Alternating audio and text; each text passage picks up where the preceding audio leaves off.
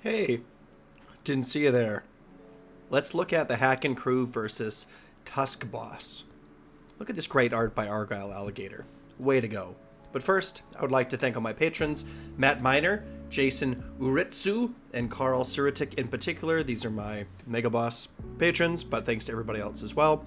I'm trying to find some more interesting rewards for patrons, so let me know what you think in the comments, or join the Discord. That's where everything's happening anyway.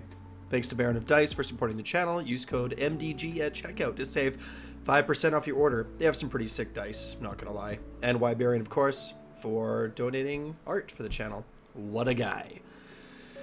Okay, so here's kind of the problem that I'm running into.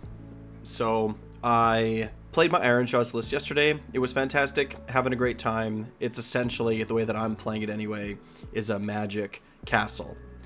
Love it. The problem that I'm having is I can't decide if I should be 3 drops with a Hakkin Krew or if I should go to 4 drops with a Tuskboss. So in my list, there are no other big pigs. I'm going to play one big pig. So I'm looking at which is better, the Hakkin Krew or the Tuskboss, as an individual model in my list. So there's a few things that these units do, the utility that they provide. Well, first, if we just want to look at them in isolation for how much damage they do, the Tuskboss is going to outperform the Hakkin Krew in damage, for sure.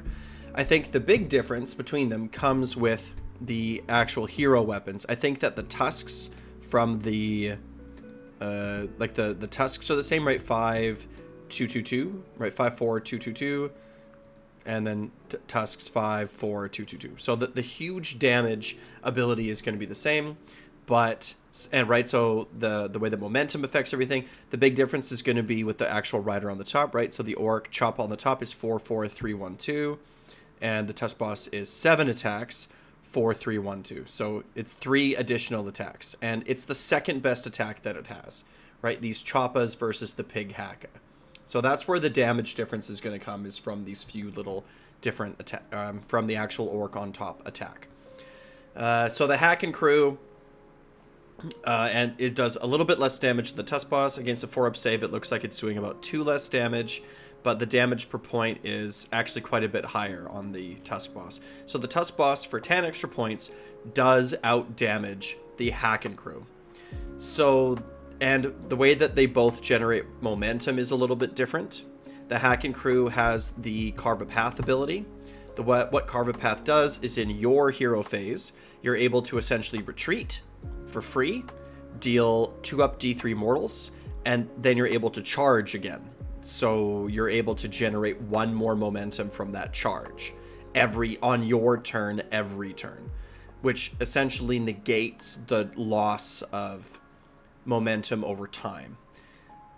However, the Tuskboss has an ability that lets him, or he has his rampage, Head of the Stampede, which means that when he charges, he generates 1 additional, right? If this unit charged in this phase, pick up the 3 friendly Mogrunta units, which he himself has a Mogrunta unit.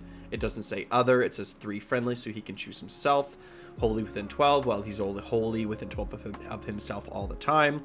And each target gains 1 additional momentum. So essentially, the way that unstoppable momentum works for the Tuskboss is that he gets 2 for running and he gets 2 for charging, instead of just 1 for charging. Which means that the Tuskboss is able to have a higher momentum on average the first time that he charges in. Because the Hakkin Krew, if they both run and then they both charge, 1 turn after the other, the Tuskboss will have more momentum than the Hakkin Krew. But the Tuskboss has more momentum on the first charge, but the Hakkin Krew is able to keep up his momentum if he gets stuck in combat. So it's a relatively small difference, I feel. So there's also some other utility that these two are able to offer us. The Tuskboss is a hero, so he's able to actually call the Wah. If you're playing with 4 heroes in your list, that's what I'm looking at, right? Is the Tuskboss being a 4th hero. I am a 4th drop, but I'm able to call that Wah an additional time. Also, if I'm 4 drops, I'm probably dropping more times than my opponent, which means I get to choose a second honor guard. However, I can't pick prized beast for the Tuskboss. The Tuskboss, the Hakkin Krew, because is able to have an additional +1 to hit on all of these attacks. I bet you if I were to plug that into a damage calculator, that the Hakkin Krew actually out damages the Tuskboss because of all of these different +1 to hits that they get, because it also counts for companion attacks. If I'm wrong, let me know in the comments, but I'm pretty sure I'm right. So it's like the Hakkin Krew is with prized beast is going to be dealing a little bit more damage than the Tuskboss.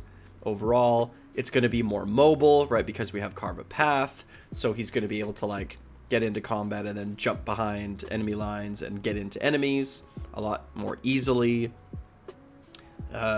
So yeah, but the Tuskboss can call the Wah. Hakkin Krew is also not a drop, so that's a pro and a con. I feel like if you're 3 drops, you're still going to be able to choose who goes first or second some of the time, maybe like 33% of the time. There's still a lot of 2-drop lists out there, but I feel like the meta is changing a little bit and people are starting to value higher drops a little bit more, or at least not feeling like they have to go into 2 drops because, you know, Field Sergeant, Prized Beast are very good. So people are incentivized to sometimes try to make lists that have more drops than your opponents. And I feel like Iron Jaws is a pretty good army for this. So far with playing with my Iron Jaws list, I found that I don't really mind getting double turned. That when people do double turn me, they're doing it out of desperation as opposed to like, oh, now I win. With Mighty Destroyers being able to reposition, with just having like Ard Boys with those nice saves, and you know, pigs to pin and be super annoying, that my opponent's making me go first. Fine, I'm gonna seize the center, I'm gonna stick all my Ard Boys in the middle, and then when you do double me at some point in the game, fine, I'll stay underdog, I'll get an extra CP for some auto runs here and there, and it's going to be totally fine. Like, it's not a large concern. So, you know, being high drops doesn't really matter as much. I, however, don't know in my particular list what I'm going to be taking. If I take a Tuskboss, I'm not taking Prized Beast now because I have no monsters in my army. Oh, no, sorry, because the Tuskboss can't take it because he's leading the regiment, and I also don't have access to Field Sergeant. So if I take a Tuskboss, I'm going to lose Prized Beast, and I'm going to lose sort of the best honor guards that I have, right? So I don't like that part of it. That definitely sucks. Better damage and health. Yeah, see, he doesn't have better damage and health. He has better health. Both are on a 3-up save, but the Tuskboss has 2 additional health. So it doesn't sound like a lot, but it can make or break, right? Like it can be a pretty significant difference. So the only thing I feel like I just said, so I feel like Hakkin Krew beats in using honor guard abilities. I think he's more mobile.